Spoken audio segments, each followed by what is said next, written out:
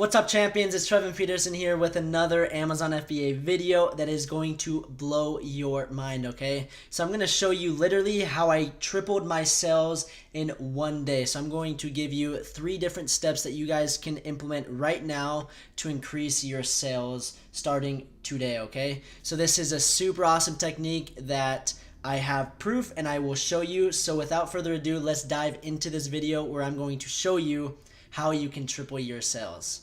Alright guys, so here is the proof that I tripled my sales in one single day. Over here we have the date of the 25th of April and down here the 26th, and you can see the product sales. So $137 here and then $443 the next day.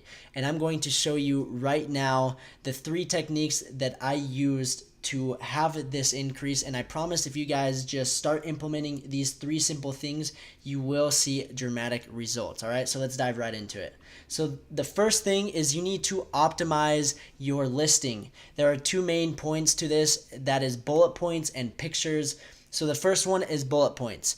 I basically went through and looked at my product and I basically reorganized how I structured all of the bullet points. So right here, as you can see, this is an example. This is not my product, but I thought that this was really well written and it really explained why I should buy this wallet compared to someone else's, okay? So that's what you want to do, is take advantage of this real estate, the 5 key bullet points that everyone reads to see what the product is, the features, why it's better than someone else's, and why they should buy this one over the competition, okay? So right here, you want to have strong keywords and basically a strong description, okay? So right here, patent pending. Right off the bat, you understand that, hey, this wallet is legit. They have a patent on it. This seems pretty legit, okay? The next one, safety, privacy, and security. So this gives them the assurity that, hey, it's safe, it's private, and there's security along with it. So just in those 4 simple words, I'm pretty convinced that this wallet is pretty legit, okay? So the next one, slim and stylish. Everyone wants a slim wallet. Obviously, you want style, and then you show how it works. So you explain how it works, and then you have the no hassle money back guarantee, okay? Right here, you don't need to put the color. You don't need to explain all the simple details that the pictures already explain. So right here, it has the color right here. So you don't need to jam pack this with information that isn't necessary. You just want to basically put the information that the customer wants to hear, okay? The pictures do a lot of explaining for you, and that's why the second important thing of optimizing your listing is having good product pictures. So have someone professionally take them. What I did is I've taught myself to take pictures, and I basically updated them, and instead of using 5, I took 4 more and I updated and I used all 9. So you have 1 cover photo and then you have 8 others that you can use, and I would highly recommend to take advantage of that. Whether or not the customer looks at all the pictures, you need to use all of the pictures that Amazon lets you use. Another thing is you need to organize them in a way that is most appealing for the customer. So if there's a picture that may not be as applicable to the buyer, then put that lower down in the listing. But you want to have the strong images up at the top, and obviously you want to have a good cover photo because that's what's going to lead someone to click on it.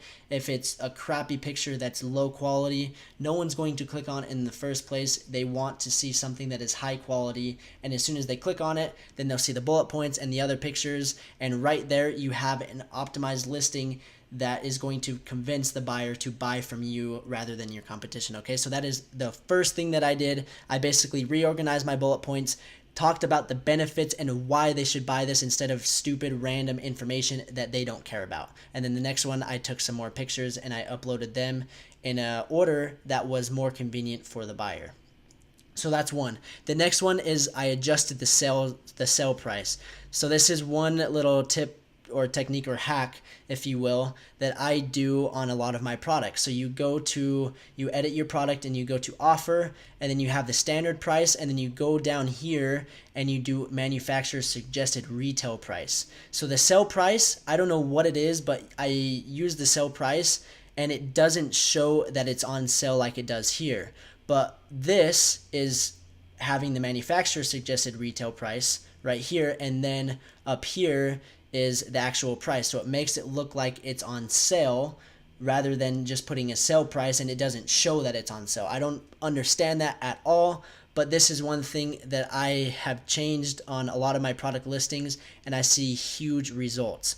So one thing you don't want to do is put the manufacturer's suggested retail price at $50 and then sell the product for $12. You want to do something that's reasonable, that's $2, $3, $4 off, and it will entice the customer to buy from you because they love seeing that they're getting a better deal than if they were to buy it at full price. Okay, so that is one thing that I did, is I adjusted the sale price. And how you do that, you go to edit your product, you go to offer, then you put your standard price. You can just leave it as is, you can even drop it a dollar or so, and then you put the manufacturer's suggested retail price at a little bit higher, and that's what it's going to look like. Okay, so that is something super enticing for the customer, is they see your product photo, which is good and high quality, then they see that it's on sale, and they're more than likely to click on it. So that is number 2. The next one is I adjusted the PPC campaigns.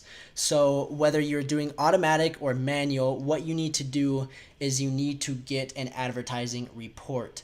All this report is going to do for you is basically show you what keywords people are buying from.